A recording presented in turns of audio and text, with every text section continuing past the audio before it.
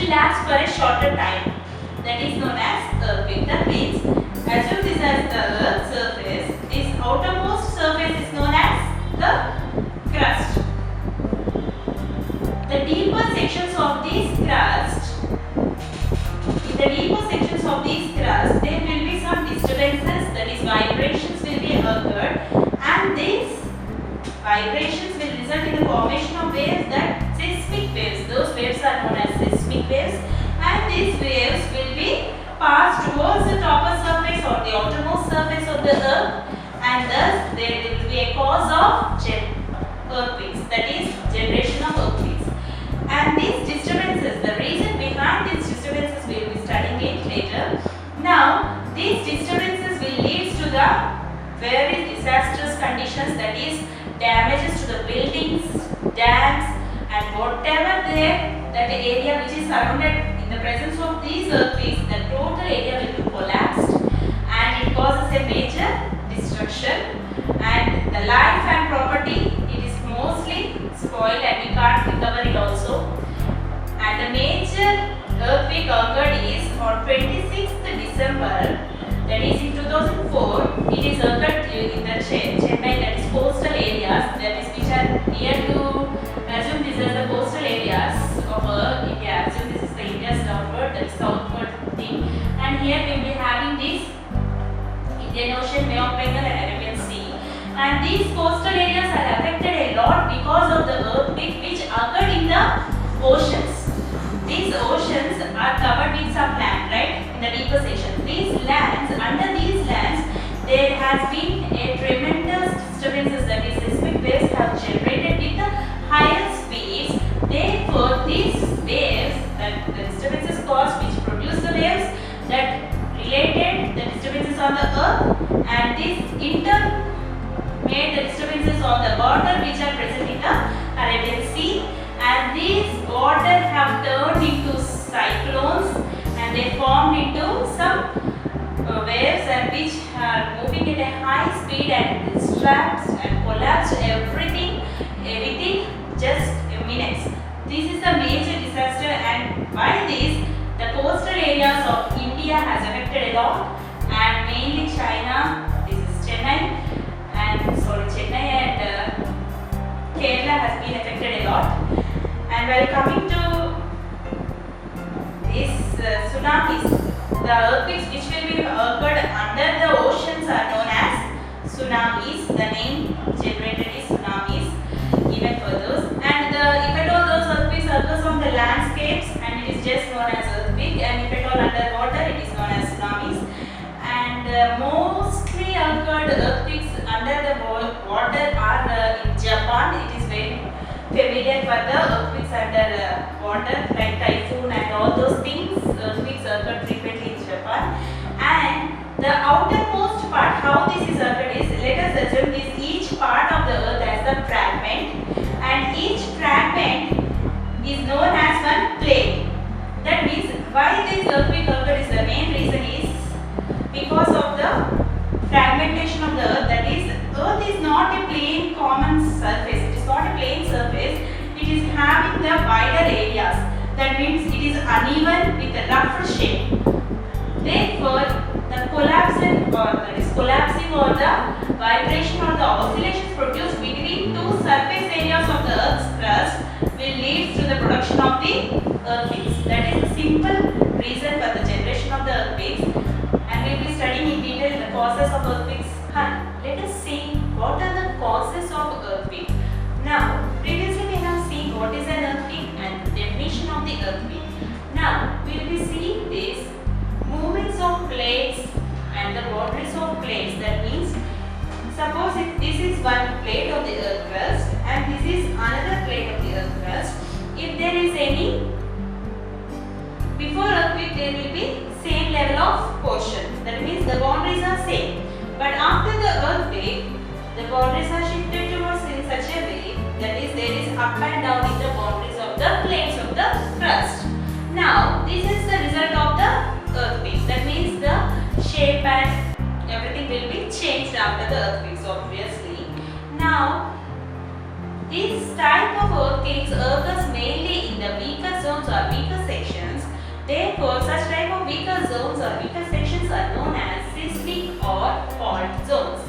That means where the fault is occurred or where the damage is occurred more or where the earthquakes occurs very frequently. And these seismic zones are said to be as highly recommended or highly projected towards the earthquakes. Now, these seismic zones are measured with the help of the seismic waves generated inside the earthquakes, and these are measured with the help of the seismograph. That is, seismograph, it is a plate of XY graph which is plotted on the graph, and therefore we will be plotting the seismic waves generation, that is the point of seismic waves noted, and thus we will be knowing the strength of the earthquakes, that means how much effect is occurred on particular earth's crust. And these type of graphs are known as seismographs, and the waves generated during the earthquakes are known as seismo waves, that is seismic waves. And the power of these earthquakes, that means how much power and how much effect is occurred, that will be measured with the help of the scale, and this scale is known as Richard scale, that is known as Richard scale, and it shows the effect of the earthquake. Now, the frequently occurred earthquake areas in India are mostly the northern.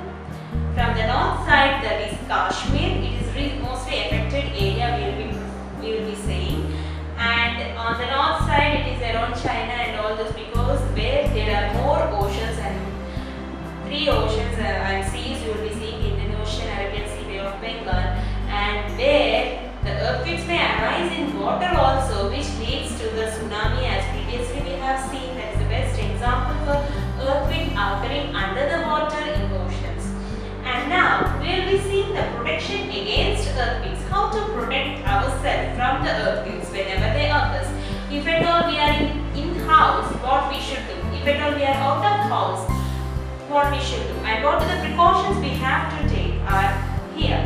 That is, we have to take it with safe mode. That means we have to make ourselves in a safer position. That is, we have to hide ourselves in a completely safe position where we cannot be affected by the earthquake. That is, for example, let us take cupboards and shelves, buildings, tremors and structural injuries. That means buildings, what we will be taking, that is a huge building, or suppose let us take apartments. It is very dangerous to stay in apartments during the earthquakes because it will be obviously falling down, right? Therefore, how to prepare is individually, and penthouse, that is low weighted structures like timber, wood, the houses constructed with the timber wood are more useful than using these buildings which are heavily built with the concrete and all.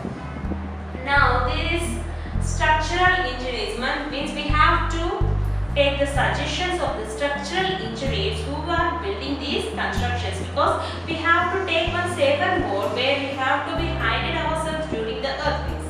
And now, while coming to the mud and timber, that means the mud, with the help of the mud or with the help of timber, the constructed houses will be more preferable while earthquakes. And let us see cupboards and shelves. We can hide ourselves in cupboards and shelves which are well built. That means we have to surrender somewhere else. That means if at all the earthquakes are occurring, we have to go inside the shelves and inside the cupboards. And all these are the some precautions what we will be taking in order to save aside ourselves, our lives from earthquakes. And let us see some important steps what we have to do when we are in home and outer house. Let us discuss the precautions when we are at home and when we are outside from the home. See, first of all, we have to take shelter under the table. That means we have to be hiding ourselves under the table during the shakings. That means whenever there is a shaking. Until the shaking stops, we have to be under the table and we have to safeguard ourselves. And when coming to the second point, that is we have to be away from taller and heavy objects, because these taller and heavy objects will, whenever they fall on us, it will be injurious to us. It is very harmful to us. That's why we have to make ourselves in a clear spot where there is no heavy objects and there is no tall objects. And third point is we have to protect. If at all we are on the bed, we should not get up from the bed. We should be on the bed itself, and we have to protect ourselves from keeping any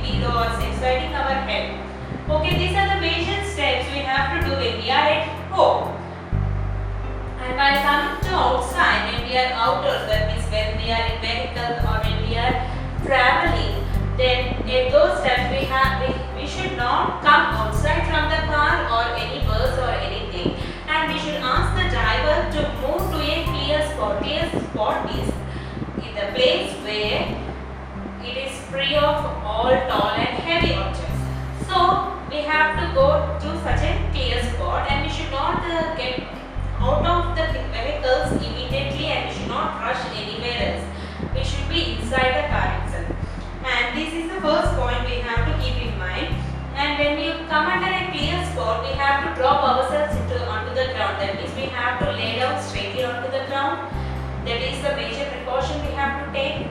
And the third point is we have to be on the ground until the shaking stops.